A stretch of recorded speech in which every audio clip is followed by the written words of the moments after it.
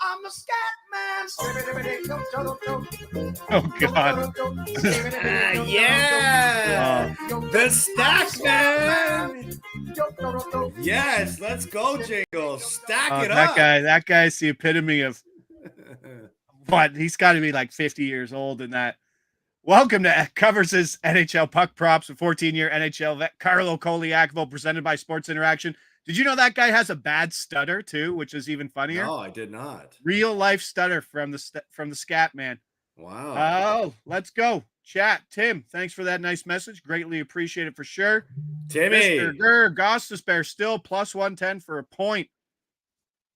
Getting that PP 10. Not a bad look. They got a good matchup, Calgary, today. Happy Thursday. We got Thursday night football. We got a 9-game slate, 1-game slate yesterday. Somehow, stacks didn't work yesterday, but somehow, Tom Wilson, +4. His line mates combined for, I think, 5 points. Yeah. He had 0. He scored 6 goals and he didn't get a point. What the hell? But it was his line too, right? Like the top line only got the empty netter there, thank goodness. But doesn't make any sense. And that Wilson one stung. That was brutal. Doesn't make any sense.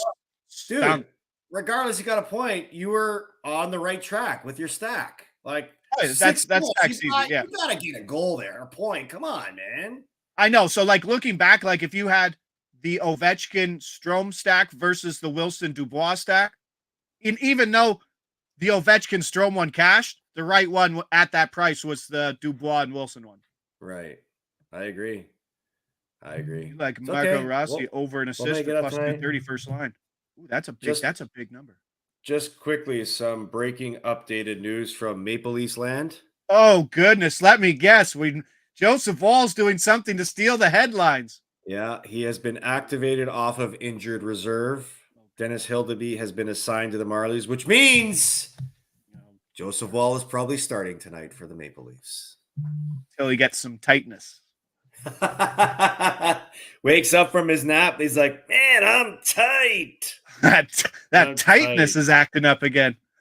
Oh, yeah. Goodness. All right, we're looking at 3 games today. So we hit the over yesterday, which was somehow miraculous because let me tell you, that first period was maybe the worst hockey I've ever seen. I don't think you were watching. Good for you for not watching, but it was bad.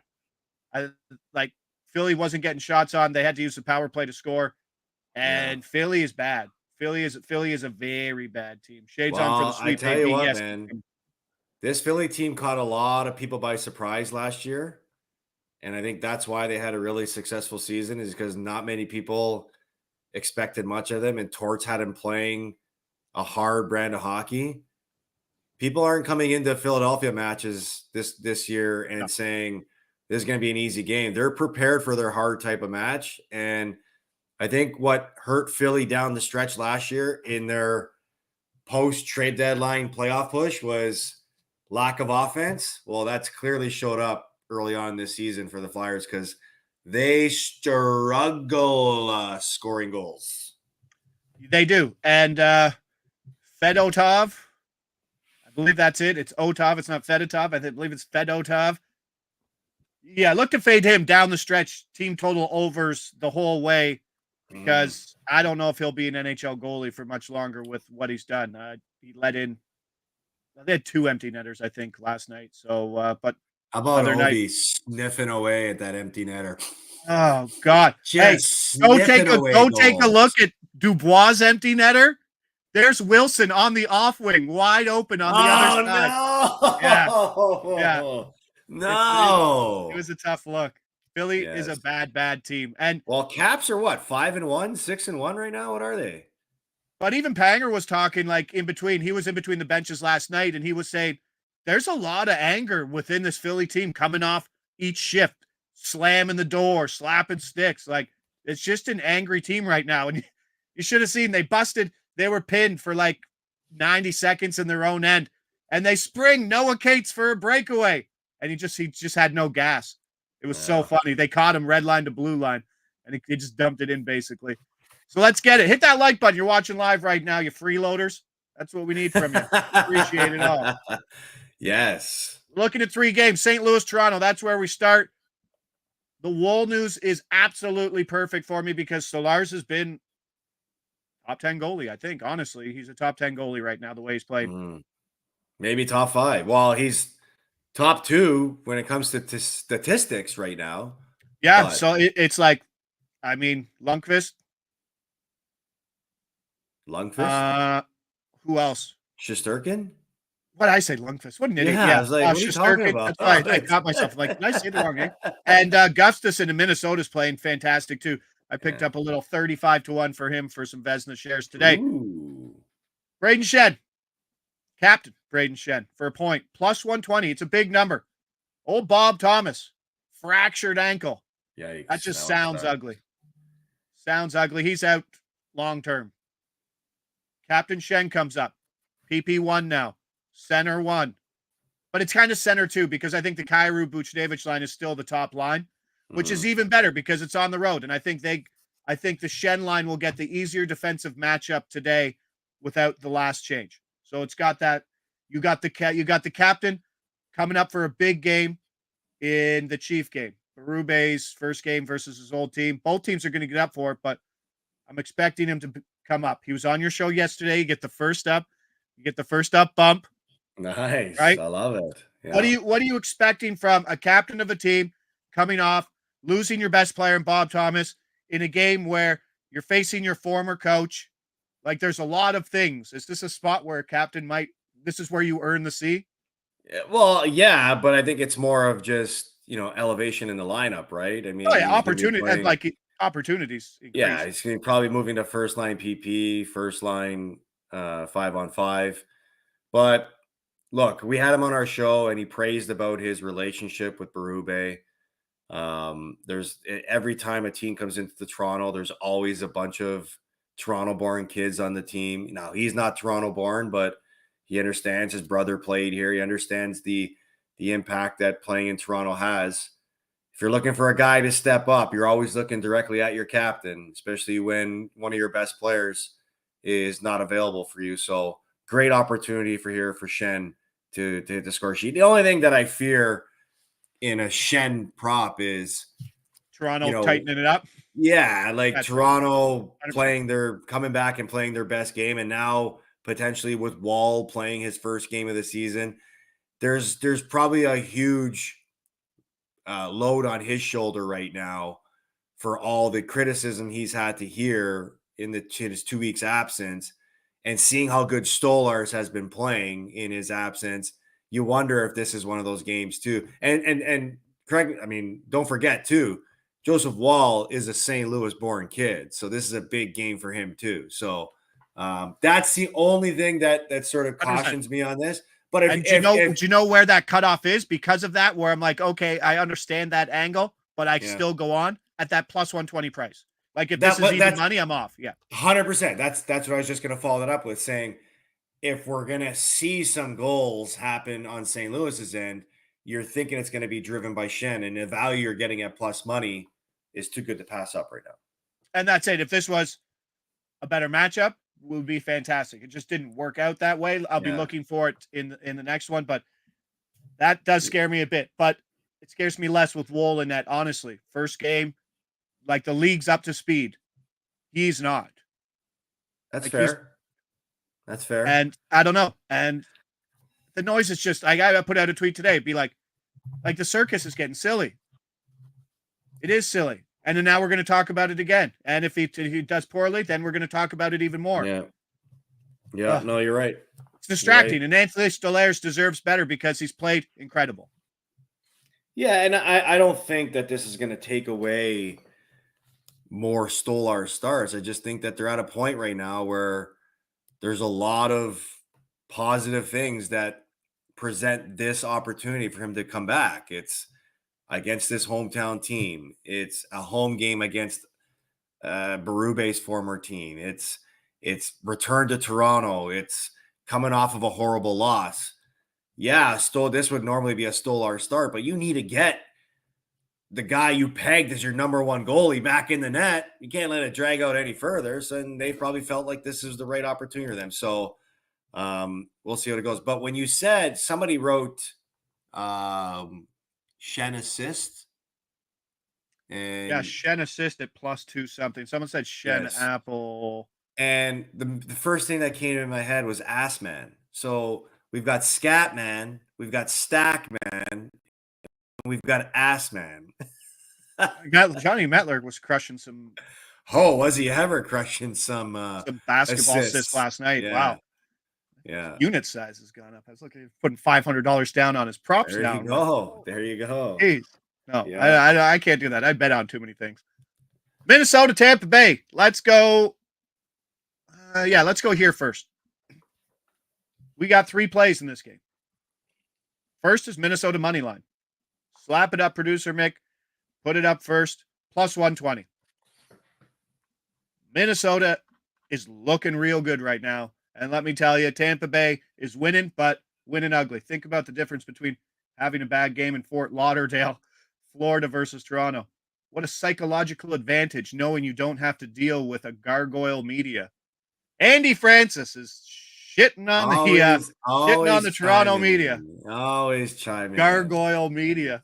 Oh, How no, are Islanders doing, Andy? yeah, and not having to pay as much taxes too. So who doesn't Yeah. want to play in Florida? We're going Minnesota money line. We're going Love over it. 6. I love this Got the play. flat 6 at -120. Yep.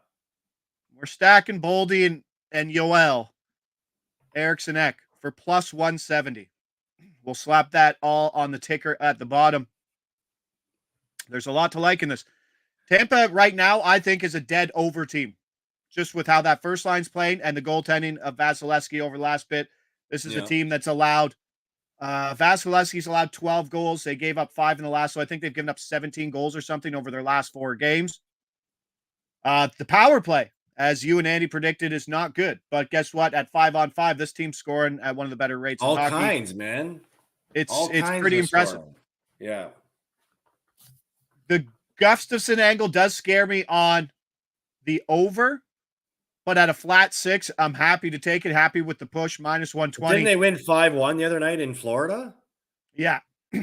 So But that was the first game back with Tkachuk too. So those lines were kind of mixed up as well.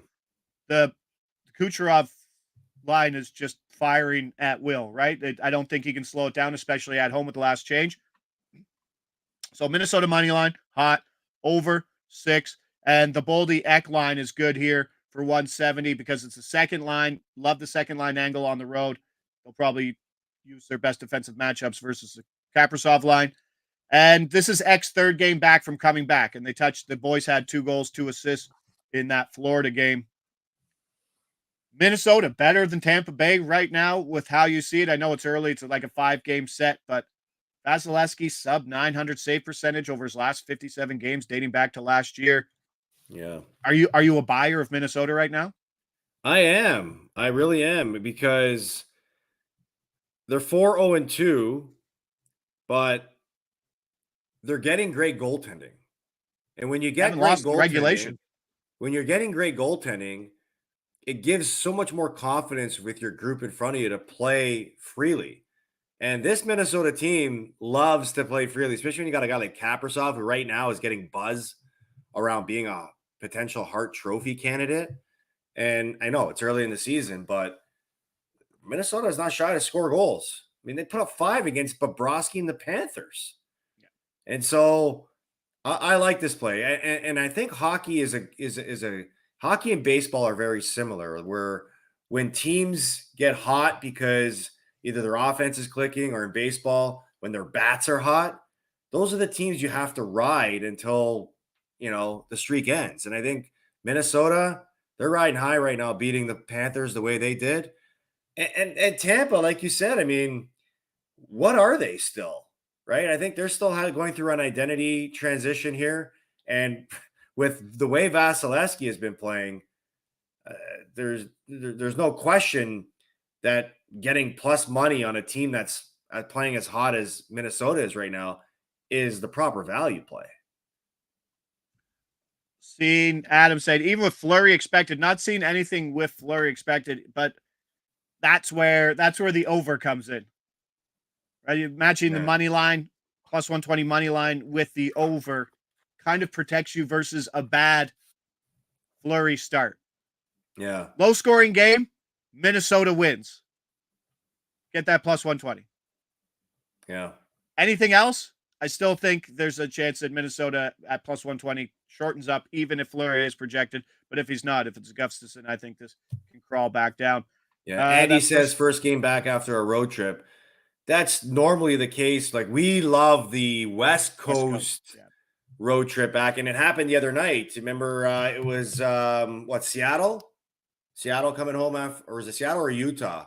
One of the two teams. It was Utah. Utah. They were home against Ottawa, and we loved the Ottawa Senators in that game, and it was great plus money that you got on them because Utah just came back, and I think so. Pay attention to the LA Kings. The next game the LA Kings play, because their next game's at home, and they're fresh off of their tonight. LA Kings. Yeah, they play first home tonight, San game Jose. You want to bet on San They're Jose? minus 320 favorites, LA. Coming from the East Coast? Yeah. Well, they played their last game in Vegas, but still opening 7-game road trip to start the season.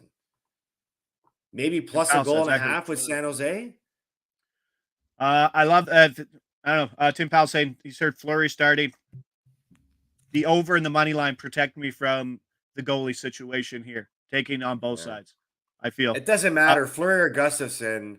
Well, Fleury's Minnesota back. Can score right now. Like, exactly right. Yeah, like they can win. I think that line shortens up a lot more if Gustafsson does start, but in this spot might. How about Andy pointing out that Minnesota hasn't trailed at any point in any game this season? Which makes their 2 losses were in overtime. Yeah. I don't know. And now they're healthy with their top 2 lines. They're settled. Rossi, Kaprizov, and Zuccarello. Solid. Second line, Ek, Boldy. They could use some wing help there with Marcus Johansson on that other wing, but it's still a solid little group there. And that's where we're going with that. So 1, 2, 3 on that team. And let's get to this Colorado game. Who doesn't love Colorado games? I do.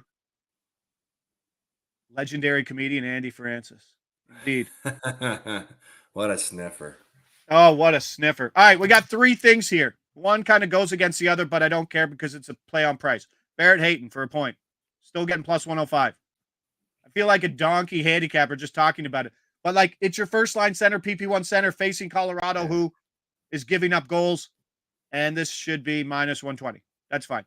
Over 6.5. Minus 120. Bit of a premium on this, but we'll get to it. Both teams can score. Yeah. And then Colorado money line minus 130. Laying it on the road. Is this the too good to be true play of the night? I don't think the injuries on the blue line are priced into Utah right now with Marino and They just lost 2 top 4 defensemen. I don't think it's priced in. It should come in. And I think I was surprised to see that it went so far because Colorado's a team that books are slow to price even when they were losing. But I don't care who's in net. I know, like Adam's Digest points out, like, it's fishy. Like, to me, this seems fishy. It's almost like they're baiting you to take this. Like, they know something we don't know. They talk to me about it. Who's the they? Books? The books. Yeah. Oh, Minnesota Vikings minus 2.5 seems fishy. That one does. It is fishy. I get it, but they were a bad team. I don't know if they're being overpriced because of that bad start, but they got things back on track. And they're facing a Utah team that were shut out in their last game and cost me a lot of money because none of the big boys at the top line got any points. It was a bad stack day in Utah. But take some over, take Colorado, and take Hayton for a point. Probably, if the chat, let me know if you can see what our old pal Ross Colton is for a point, but he's probably minus 130 range now. But he's, same thing. He's a buy at minus 130 or better. Fishy. What are you talking about, fishy? So where do you see this point? It's not I don't know, like they were at home in their last game. It's where would you see fishy as a former NHL player? Where would you be fishy? Like what would be a spot? Because I think Colorado's a much more dominant team, and I think this game should be minimum minus 150, if not more. Considering the news that broke yesterday with Utah, right? With the injuries, like that's got to factor in. It's almost like, minus 130. It's like we're looking at it and saying, holy cow, that's great value. This seems like a lock. And they're just fishing you in saying, yep, we want everybody to think that. So you bet on it and we win. So Or that's is why it just that's why I'm protecting myself with the Hayton and the over. that's fair. That's fair. Yeah. I'm just Yeah. saying, like, that's why I said, is this too good to be true, this line? And Adams And that brings Digest points out that all Utah takes a ton of penalties. and let's be honest, Colorado has the best power play. I think they're actually ranked number 3rd, but the best power Yeah. play in hockey. And when you get one, you get another one. Yeah. So there could be a lot of power play goals. It kind of leans into their strength, and losing 2 defensemen is massive. And maybe there's something fishy here, but if this game is a shootout, Colorado's fine. Yeah, I agree. I smell stacks. It's a crappy game for stacks because it's McKinnon, and McKinnon is minus 800 for a point every game. You know what? You're probably better off betting the under in that in some games. No, probably not. No, Probably, but like, I don't know. You're getting good value. Then you should stack it with Rantanen. What would a Rantanen McKinnon stack look like right now? Makar has been very active.